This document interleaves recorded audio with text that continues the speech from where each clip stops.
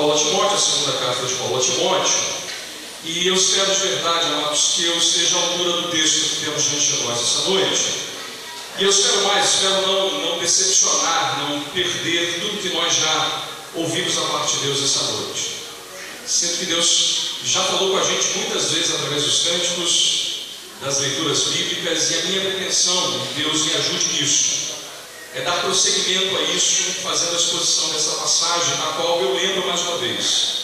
Me sinto incompetente para fazer a exposição dela, mas espero que com a ajuda do Santo Espírito de Deus, eu faça você entender o que temos nesse texto e como ele tem coisas importantíssimas a dizer ao nosso coração nessa noite. Segunda carta de Paulo a Timóteo, a gente chegou agora no capítulo 4, e nós vamos ver do verso 6 ao verso 8, portanto apenas 3 versos, prosseguindo então nessa série de pregações. 2 Timóteo 4, e eu leio inicialmente o texto do verso 6 ao verso 8 do capítulo 4 dessa epístola. Diz assim então o texto da palavra do Senhor: quando a mim, estou já sendo oferecido por libação, e o tempo da minha partida é chegado. Combati o bom combate, completei a carreira, guardei a fé. Já agora a coroa da justiça me está aguardada, a qual o Senhor, reto juiz, me dará naquele dia. E não somente a mim, mas também a todos quantos amam a sua vida. Até aqui a leitura do texto, que eu espero poder ajudá-lo a entender e aplicar a sua vida. Mas aqui há 50 anos, se você fizer a conta, 2065, o maioria de nós está sentado aqui e já vai ter partido. E eu me incluo nesse primeiro grupo. Se a gente duplica, leva para 100 anos, daqui a 100 anos, nenhum de nós que está aqui sentado esta noite estará entre os vivos ainda. E eu incluo as crianças que acabaram de sair daqui do santuário. A verdade é que a vida é muito efêmera, muito passageira. 50 anos eu vou estar celebrando o sepultamento de muita gente aqui, irmãos. Espero que eu esteja lá para celebrar no seu sepultamento. Você ri, irmão? Eu não estou rindo, não. Talvez eu pregue esse texto, inclusive. Seria uma boa sugestão, né? Essa passagem em geral é usada para sepultamento. Mas essa é uma palavra para os vivos, até porque a gente não se comunica mais com os mortos, né? Mas por que eu estou lembrando isso? Não é porque essa semana ficaram falando tanto de um cantor aí que eu nem conhecia que morreu, não. Nada disso. O Evangelho faz duas coisas pela gente, irmãos. Ele ensina a gente a viver a vida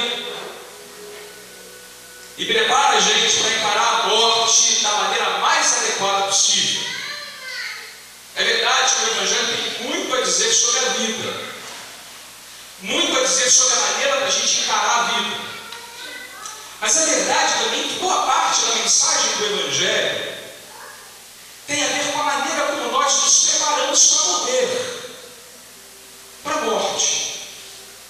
Com todas as interrogações que ela levanta, com todos os problemas que ela coloca para nós.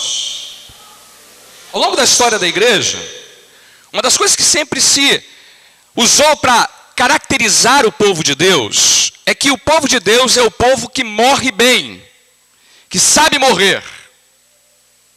E muitas vezes, ao longo da história da igreja, cristãos tiveram que dar a sua vida, inclusive, para serem fiéis à fé que professavam.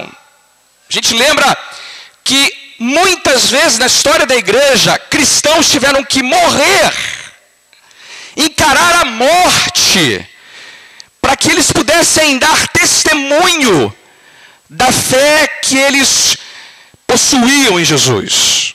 A gente chama essa categoria de crentes como mártires. O John Kennedy, num livro em que ele trata um pouco da história dos mártires cristãos, diz que aproximadamente desde a era apostólica até hoje em dia, 40 milhões de cristãos foram martirizados pela sua fé. 40 milhões. Isso dá mais ou menos, irmãos, 1/4 da população do nosso país. Pega o Brasil, 200 milhões, e divide por 4. Uma dessas parcelas representa o número de cristãos que ao longo da história tiveram que dar a sua vida para preservar a fé e encararam a morte com a coragem de dar em troca da morte a preservação e a fidelidade a Jesus. Se a gente pudesse lembrar alguns, eu começaria lembrando de Estevão. Você lembra o primeiro mártir da história cristã? Enquanto foi apedrejado, diz a Bíblia, que ele fez uma oração por aquela gente que o apedrejava, dizendo para eles: Pai, não impute a essa gente esse pecado. Repetindo o que Jesus havia dito na cruz. Pai, perdoa-eles porque eles não sabem o que estão fazendo comigo. A Bíblia diz que ele, ajoelhado, olhou para o céu se abriu, e ele orou em prol dos seus algozes, daqueles que o apedrejavam. Se a gente avançar um pouco mais, você há de se lembrar que todos os 12 apóstolos, pelo menos que a gente conhece, passaram por martírio como resultado da sua profissão de fé. Uma história diz que Pedro, por exemplo, para dar um único exemplo, teve que repensar a posição dele, porque ele havia fugido de Roma, para que não fosse martirizado, e depois dele fugir, ele teve uma visão de Cristo que disse para ele: eu estou voltando para Roma para ser crucificado de novo. E ele entendeu o que estava sendo dito a ele, volta para Roma, e ele é crucificado de cabeça para baixo. Pelo menos é o que a tradição diz, numa resposta que ele tinha dado, de que ele não queria ser crucificado como Cristo havia sido crucificado, porque ele não tinha dignidade para ser comparado ao seu mestre. Quarta-feira eu falei do bispo de Esmirna, da igreja que sofreu muito no período apostólico, e o bispo daquela igreja, o pastor daquela igreja, foi apedrejado e morto a pauladas, num período em que o Império Romano martirizava os cristãos e os matava à torta e à direito, para que eles negassem a sua fé em Jesus. E naquela ocasião ele faz uma afirmação categórica sobre o enfrentamento que ele faz da morte. Ele diz assim: olha, 86 anos eu o sirvo. Ele sempre me fez muito bem. Como eu poderia negar ao meu rei e ao meu Senhor? O apóstolo Paulo, irmãos, também foi martirizado. A Bíblia diz que quando ele escreve essa carta a Timóteo, ele está preso em Roma. E você sabe tão bem quanto eu que essas são as últimas palavras que ele endereça a Timóteo. Paulo está a ponto de dar a sua vida em prol da mensagem que ele abraçara. Verdade que a gente não sabe quanto tempo depois dessa carta Paulo vem a ser martirizado e morto. Mas o que a gente sabe é que ele fora decapitado. A cabeça dele foi arrancada fora por ordem de Nero, que via nele uma ameaça que conspirava contra o Império Romano. O próprio Timóteo, que recebe essa carta, a tradição diz que ele também fora martirizado. Um grupo de idólatras na cidade de Éfeso, uma vez encontra o pastor de Éfeso, que é Timóteo, na rua, e querendo então dar vazão a toda a ira, a todo o desamor, a toda a discórdia que eles tinham contra Éfeso e contra aquela igreja, a Bíblia diz que ele foi apedrejado e morto a pauladas por esse grupo. Olha, por que eu estou lembrando todas essas coisas para você nessa minha introdução? Por um motivo simples. A fé cristã tem muito a dizer sobre a maneira como nós encaramos a morte. Ela tem muito a dizer sobre aquilo que eu e você temos como garantia da parte de Deus, nesse tempo curto e breve que temos sobre a terra, e que será marcado por um dia em que nós deixaremos a presente vida. Se não vejamos nessa parte do texto, Paulo está revelando para nós os motivos que ele tinha de escrever essa carta. E ele antecipa para nós que ele tem a plena convicção, primeiro, do que a morte significa para ele. Segundo, a maneira como ele se preparou para morrer. Porque veja, quem não se prepara para morrer nunca encarou a vida da maneira adequada. Irmãos, não nos enganemos, a gente sabe que um dia nós vamos partir. Gostemos ou não disso, queiramos ou não isso. E a cada dia que passa a gente está mais perto desse dia, né? Como já se disse, cada dia que passa é um dia menos e um dia mais próximo da morte. É inevitável que estamos construindo com a nossa vida aquilo que estamos nos preparando para enfrentar a morte. Paulo disse que ele estava consciente dessa preparação. Primeiro, portanto, ele diz o que ele pensa sobre a morte, depois ele diz como ele se prepara, e por fim ele termina dizendo qual é a esperança, a certeza que ele tem do que vai lhe acontecer depois dele morrer. Olha, estamos aqui, portanto, diante de um texto precioso, que eu espero pregar para você enquanto você está vivo, irmão. Eu não quero pregar isso quando você estiver morto, porque você não vai poder mais me ouvir. Você veja que eu estou pensando sempre que você vai estar morto e eu vivo. Veja. Eu quero pregar para você agora, enquanto você ainda tem vida sobre a terra. E eu espero em Deus que a mensagem desse texto produza em você a mesma compreensão, seriedade, o mesmo enfrentamento, a mesma coragem que Paulo teve para enfrentar a morte com todas as suas consequências nesse momento da sua vida. Vamos então olhar mais de perto o que temos no texto. Vamos começar primeiro vendo como é que Paulo descreve a sua própria morte no verso 6.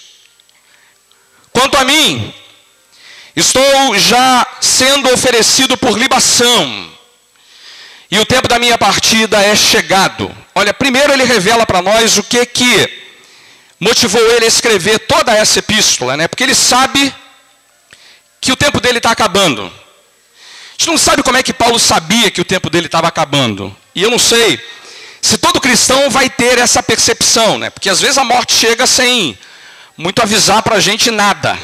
A gente não sabe como é que ele sabia, mas o fato é que Paulo sabe que ele está para ir embora, para partir. Isso explica porque ele está tão preocupado com Timóteo. Porque ele espera que, mesmo depois da ausência dele, Timóteo persevere pregando, ensinando, defendendo o Evangelho.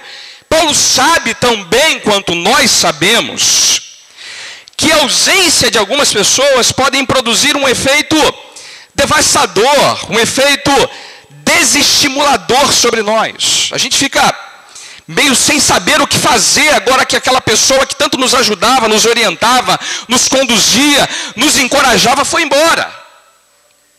Paulo sabe disso, por isso ele está dizendo, agora eu estou antecipando para você o que está por acontecer comigo.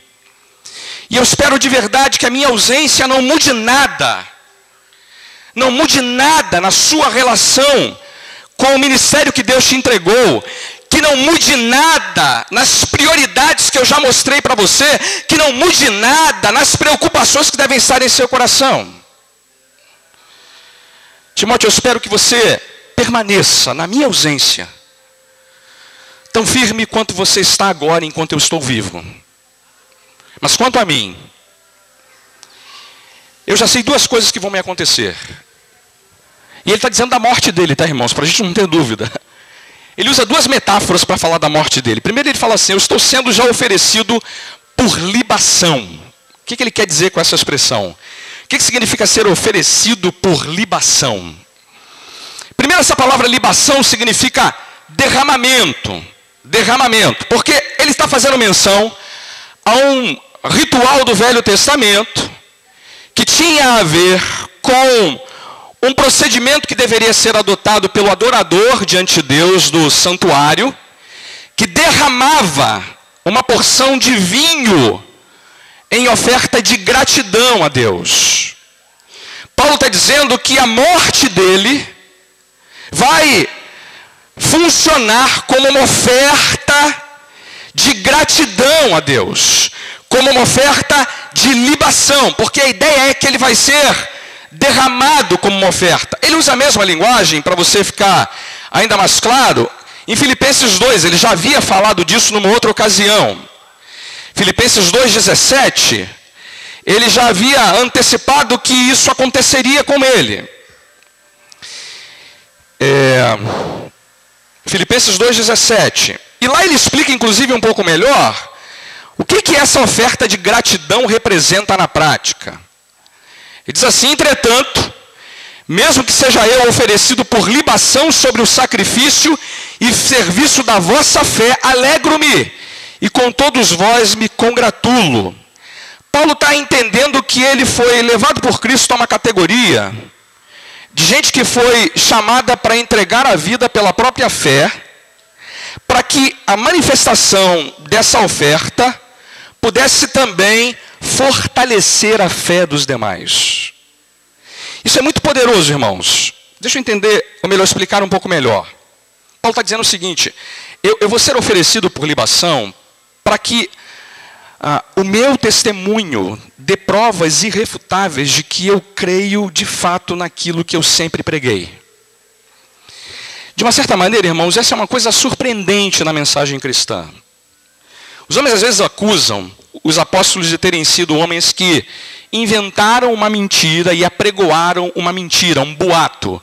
Você sabe que isso aparece logo cedo no Novo Testamento. Logo cedo no Novo Testamento, tem gente que começa a dizer que a ressurreição de Cristo, a morte dele, a aparição dele pública, havia sido uma espécie de imaginação coletiva presente na cabeça e na mente dos apóstolos, dos discípulos, que ficaram tão sem saber o que fazer que inventaram uma mentira para apregoá-la ao mundo. Isso até poderia ser verdade, irmão, se a gente não tivesse o ingrediente dessa situação que Paulo está apontando.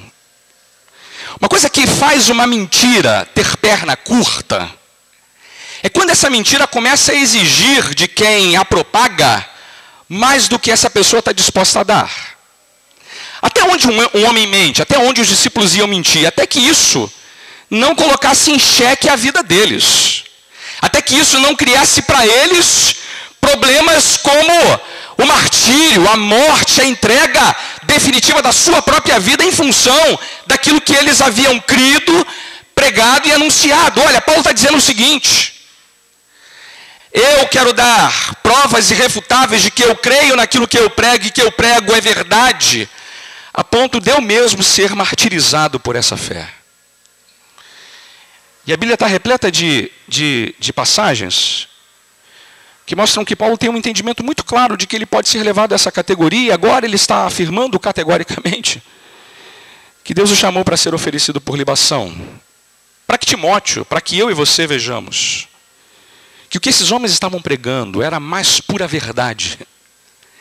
E eles foram capazes, inclusive, de dar a sua própria vida em função disso.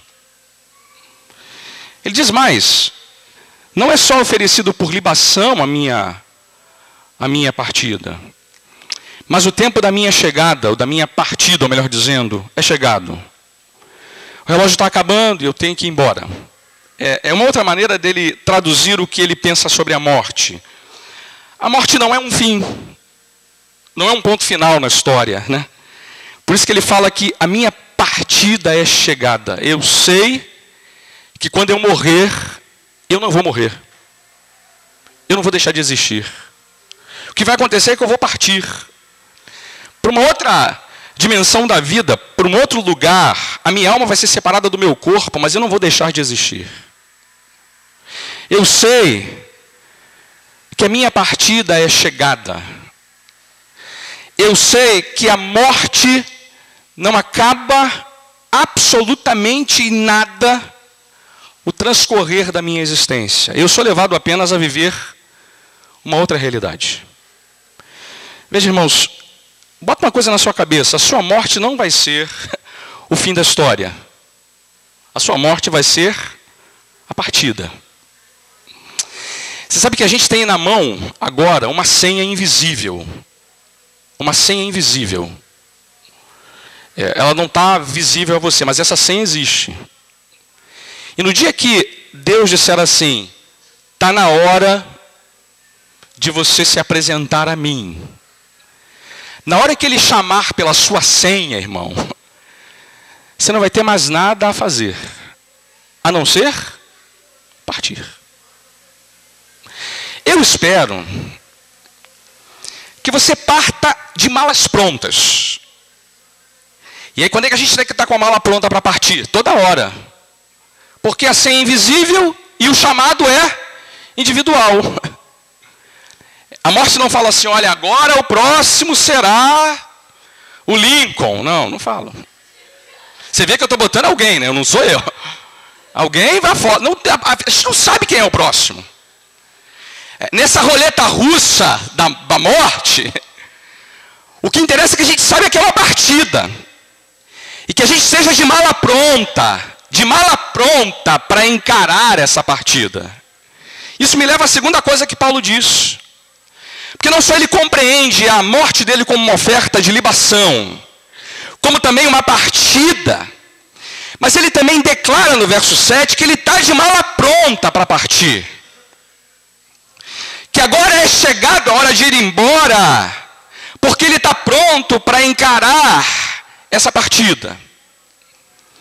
E ele faz 3 afirmações categóricas sobre as certezas que ele carrega, da preparação que ele fez para essa partida. Eu diria mais, irmãos, ninguém está preparado para enfrentar essa partida, se não pode em algum grau afirmar o que Paulo diz no verso de número 7. Eu diria que o que o Evangelho quer fazer com a gente é nos preparar para essa partida a partir dessas 3 metáforas que Paulo usa nesse versículo. Ele diz 3 coisas. Primeiro, combati o bom combate. Segundo, completei a carreira. Terceiro, guardei a fé. Vamos entender cada uma delas? Primeiro, eu estou de mala pronta como quem combateu o bom combate. E aqui tem uma coisa muito interessante para a gente guardar. Primeiro tem combate que é bom e combate que é ruim. Ele combate o bom. Segundo, que toda a vida cristã pode ser resumida nessa frase. O crente é alguém que está combatendo. Se você espera a vida cristã como algo que nos chama para água fresca, suco de laranja e sombra, você está redondamente enganado. O cristão é alguém que está o tempo todo combatendo. E lembre mais, irmãos, esse combate exige de nós um envolvimento até o ponto de que nós de fato estejamos empenhados nele. Empenhados nele. Quando você se converte e se volta para Cristo, o mundo, a carne e o diabo se voltam numa luta ferrenha contra você. Não se engane, nós não chegamos à morte de maneira preparada para encará-la se não estamos envolvidos nesse combate do bom combate. Eu diria mais, irmãos, alguns cristãos até se esqueceram já disso. Eu de vez em quando encontro alguém que fala assim, pastor, eu estou numa luta aí tremenda contra um negócio aí chamado pecado. Eu falei, louvado seja o nome do Senhor, irmão. Ainda bem que você está lutando. Ainda bem que você está combatendo. Porque, olha, ninguém está preparado para enfrentar a partida, a chegada, se não está pronto para também combater. Deixa eu dizer uma coisa para quem está chegando para o nosso mês se convertendo há pouco tempo. Quanto é que dura esse combate? O tempo todo em que estamos sobre a face da terra. O tempo todo. Até quando ele vai durar? Até o dia em que você completar a carreira. E quando é que completa a carreira? Quando você morre. Isso é completar a carreira. Completar a carreira é terminar. Terminar essa luta contra o pecado, a morte, essa luta contra o diabo e a carne, que todos nós estamos envolvidos pessoalmente enquanto crentes em Cristo. Paulo fala que ele completou a carreira. Aqui tem 2 sentidos. Primeiro, ele sabe que agora terminou os labores. É na morte que acaba a luta contra a carne, o pecado e o diabo. É na morte que os nossos labores deixam de existir. É na morte que todo peso que tanto tenazmente nos incomoda termina. É na morte que nós estamos livres do corpo do pecado que ainda reside em nós. É na morte que a carreira acaba. Eu completei a carreira.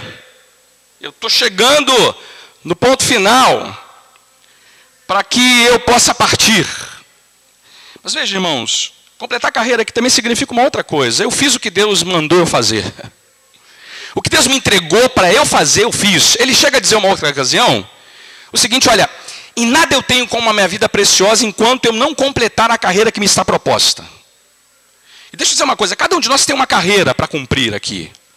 A minha carreira é diferente da sua é diferente da minha, que é diferente do irmão que está do seu lado. Tá bom? Cada um de nós tem a sua. A gente tem que descobrir que essa carreira nos foi entregue e a gente tem que cumpri-la, persegui-la, buscá-la, realizá-la enquanto servos dele. Paulo está dizendo, eu sei que a minha carreira está terminando. Eu estou, por assim dizer, pendurando a chuteira. Não é isso que a gente disse quando terminou? Pendurando a chuteira. Mas olha, é surpreendente o que Paulo está dizendo aqui, irmão. Sabe por quê? Porque Paulo não está numa situação muito favorável quando ele faz essa afirmação. Paulo não está com a aprovação do mundo, ele está sozinho, abandonado, preso. Ele está experimentando um período muito duro. A gente vai ver mais à frente nesse texto que ele foi abandonado por Demas, que muita gente havia feito mal a ele. Ele está sozinho num calabouço frio, não tem uma capa para poder protegê-lo do frio. Ele está redondamente cercado por todos os lados de problemas, aflições e dificuldades. Como é que esse homem é capaz de dizer isso? Combati o bom combate, completei a carreira. É porque ele sabe também que nesse período ele sempre guardou a fé. Paulo nunca buscou, irmãos, o sucesso e a aprovação dos homens. Mas ele sempre buscou ser fiel a Deus que o chamou. Olha, essa é uma coisa que a gente tem que aprender com essa afirmação de Paulo, é que para caminhar nessa vida se preparando para esse momento da passagem, a gente tem que aprender a guardar a fé. Aqui a frase tem dois lados. Primeiro, eu sei que eu sempre fui um soldado disponível para o Senhor. Eu sempre estive à disposição dele para ser usado por ele para a glória do nome dele. Eu nunca me recusei a não ser útil na seara e na pregação, na anunciação daquilo que eu tinha que realizar. E segundo, eu nunca me contaminei. Eu sempre preservei a minha fé, única e exclusivamente em Cristo. O mundo pode não me aplaudir, o mundo pode não considerar eu um homem importante, o mundo pode não me olhar de uma maneira agradável nesse momento da minha vida, mas eu sei. Eu sei que eu sempre estive à disposição do meu Senhor e sempre vivi para a glória do nome dele. Tropecei? Claro que sim. Falhei? Deixei de fazer o que era agradável a ele? Sim, mas busquei perdão, arrependimento. O grande norte da minha vida foi viver para a glória dele. Eu sempre combati o bom combate, eu sempre completei a carreira, eu sempre guardei a minha fé. Paulo sabe, irmãos, que a vida define a maneira como a gente encara a morte. E não tem a menor chance da gente ter uma morte sendo descrita nos termos que Paulo a descreve, se a gente não vive a vida como Paulo a descreve também. Uma coisa que ele fala, que não só ele sabe como ele está se preparando para esse momento, como ele também tem garantias do que vai lhe acontecer. Verso 8 termina dizendo: já agora, a coroa da justiça me está guardada, a qual o Senhor, reto juiz, me dará naquele dia. Eu sei também o que vai me aguardar, o que vai me ser dado depois que eu atravessar o grande rio, depois que eu fazer a minha partida, depois que eu completar a carreira, depois que eu terminar o meu período sobre a terra. Eu sei que agora, veja, o presente dele dá a ele a esperança de que a coroa da justiça está guardada para ele. Imagem é de algo que está sendo preservado para o seu bem, e essa ideia de coroa da justiça tem muito a ver com uma coisa que Jesus disse para os discípulos: não temas, creiam em Deus, creiam também em mim. Eu vou preparar-vos lugar. Coroa da justiça aqui é uma referência a vida eterna plena que nos é garantia em Cristo. A certeza de que agora toda a dor, o sofrimento, a injustiça, a lágrima, a morte, dará lugar a uma vida plena na presença de Cristo. Não há nada que me faça duvidar do fato de que eu combati o bom combate, eu completei a carreira, eu guardei a fé e sei que Ele está esperando por mim. Uma coisa é você, irmãos, investir a sua vida inteira e depois descobrir que você foi enganado, que você não teve a resposta à altura daquilo que você esperava receber em troca. Outra coisa é essa afirmação de Paulo aqui. Ele não só luta como alguém que luta com perseverança, mas ele luta como alguém que sabe o que vai receber no final. Dizendo em outras palavras, irmãos, o cristão não perde absolutamente nada quando estabelece para a vida dele combater o bom combate, completar a carreira e guardar a fé. Porque o cristão que assim vive sabe também que a coroa da justiça está guardada para ele, o qual o Senhor, reto juiz, dará para ele naquele dia. Naquele dia que é uma referência à volta de Cristo. Referência ao fato de que a gente está aqui, irmãos, aguardando que o nosso Senhor retorne para dar ao seu povo a resposta à promessa que Ele nos fez. Dará naquele dia como reto juiz. Olha, nós cantamos isso essa noite. Todas as injustiças, desigualdades, todos os problemas, todas as aflições que tanto nos acometem, serão banidas para sempre, porque naquele dia, irmãos, o Senhor julgará os homens com equidade. E nenhum injusto, impuro, idólatra, malfeitor, maldizente, ninguém que não tenha lavado a sua vida nas vestes do Cordeiro, será mantido impune. Mas aqueles que, como Paulo, combateram o bom combate, completaram a carreira e guardaram a fé, esses receberão a coroa da justiça. E aí ele termina dizendo, não somente a mim, mas também a todos quantos amam a sua vinda. Olha, isso não é verdade só para mim não, diz o apóstolo. Isso é verdade para todo mundo que na história humana, todo mundo aqui em Roma, no tempo do meu martírio, mas todo mundo no Ambaí, em 2015, amam a vinda de Jesus. E aí deixa eu fazer algumas aplicações disso para nós. Primeiro, coroa a esperança de quem ama a vinda de Cristo. Coroa a esperança de quem vive a vida na expectativa desse encontro.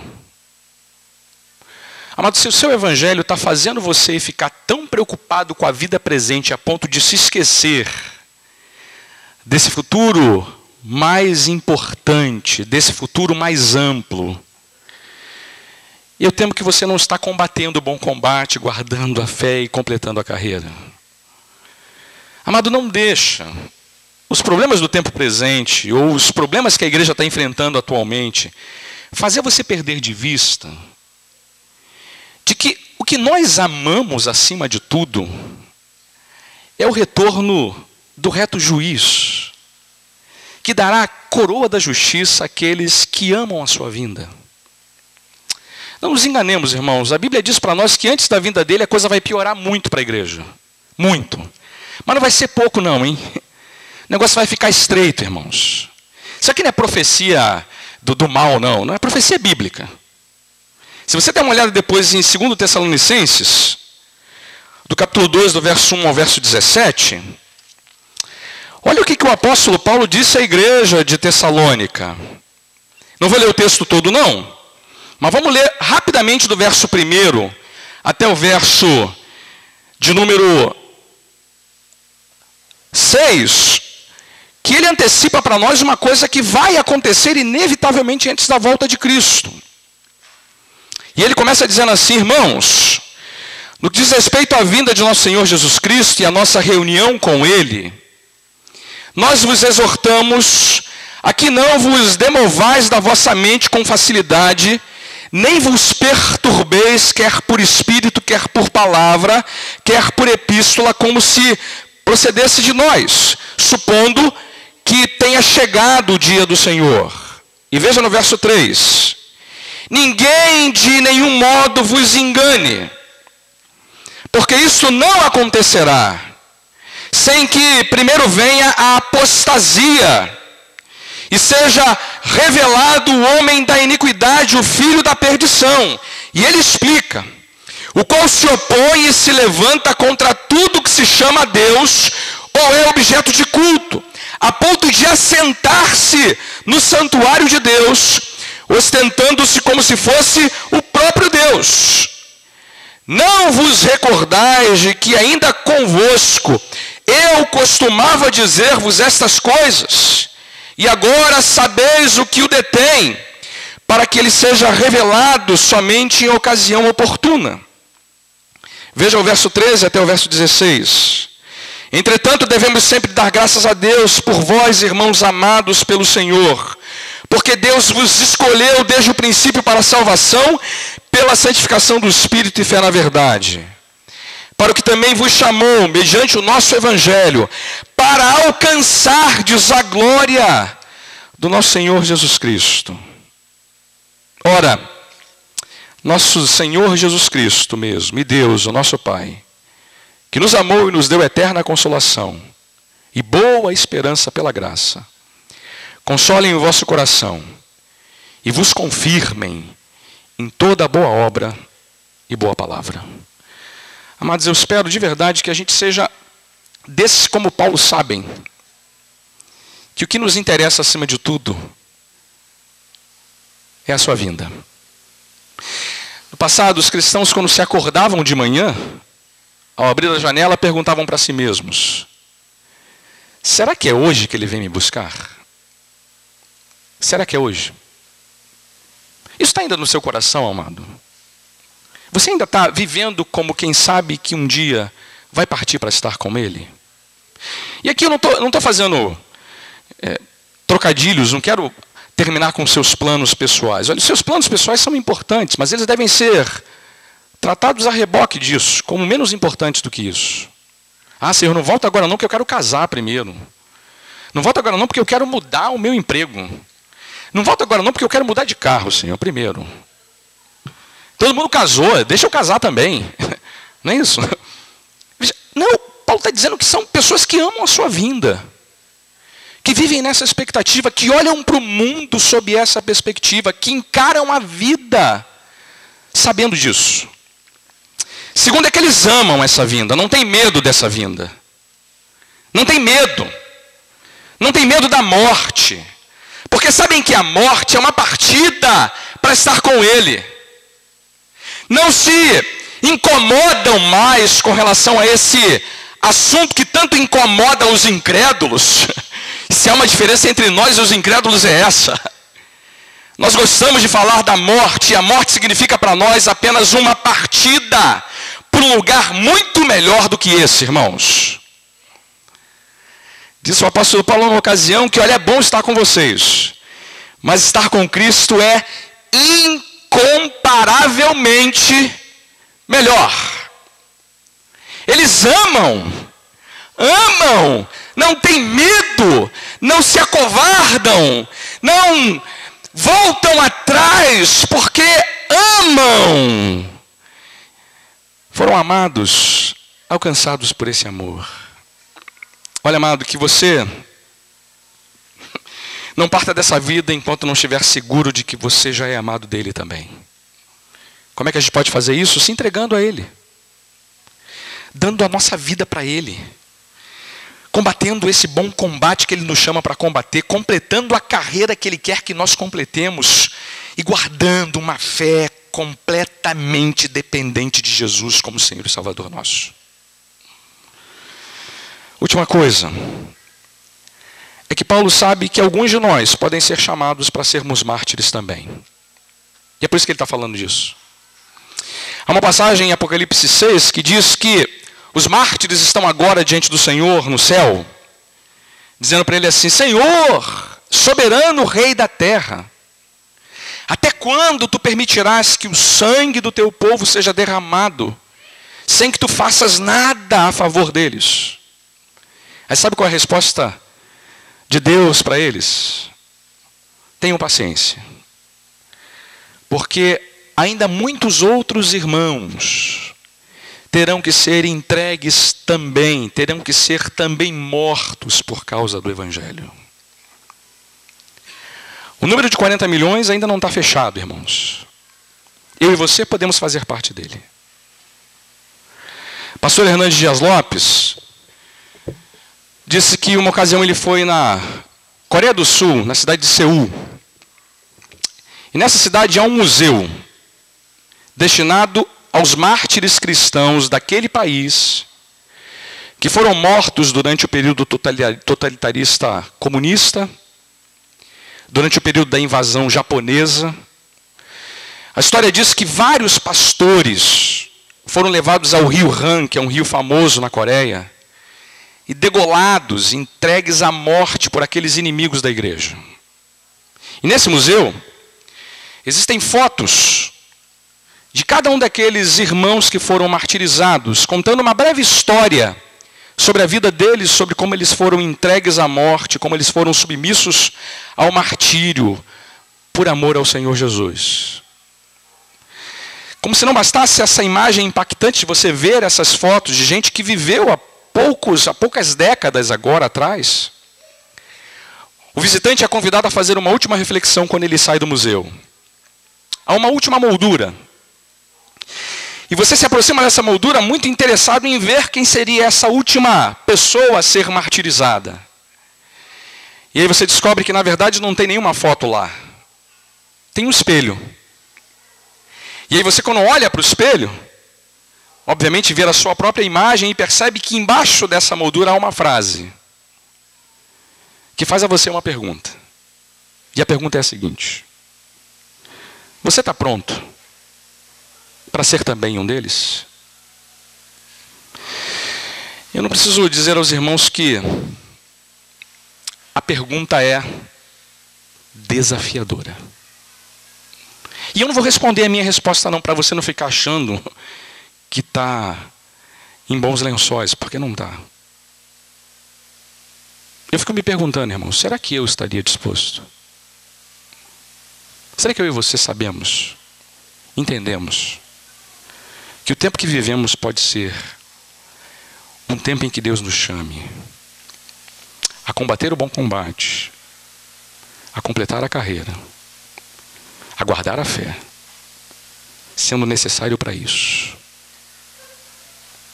ser oferecido como libação por aquilo que cremos. Eu vejo a igreja no Brasil muito preocupada em defender os seus direitos. Quando eu descubro, olhando para a história da igreja e para a própria Bíblia, que em última instância quem defende a igreja é o próprio Cristo. E às vezes ele acha por bem entregar alguns dos seus para que eles sirvam de testemunho da fé que abraçaram em Jesus. Eu sei, irmãos, que isso parece muito impopular hoje em dia. Na quarta-feira, a irmã Maria José falou uma coisa assim: pastor, então é isso que a gente prega? A gente prega para as pessoas que elas podem morrer pelo Evangelho? Exatamente isso. Exatamente isso. Não nos enganemos, irmãos. Jesus jamais escondeu isso da gente.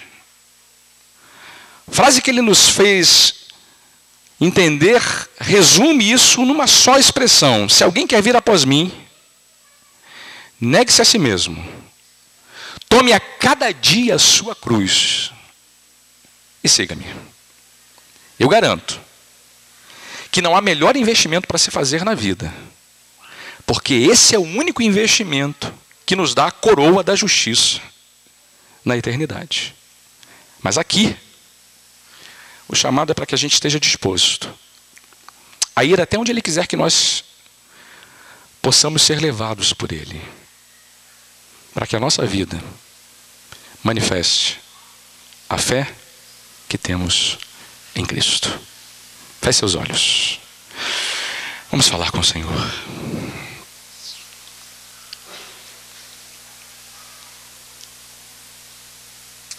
Louvado seja o teu nome, Senhor. Pela singeleza, a clareza, a objetividade da tua palavra. Som do coração de cada um de nós, Senhor. E nos dá coragem para, na nossa própria realidade, com as nossas próprias questões, com as nossas próprias dificuldades, combater o bom combate, completar a carreira e perseverar na nossa fé no Senhor Jesus.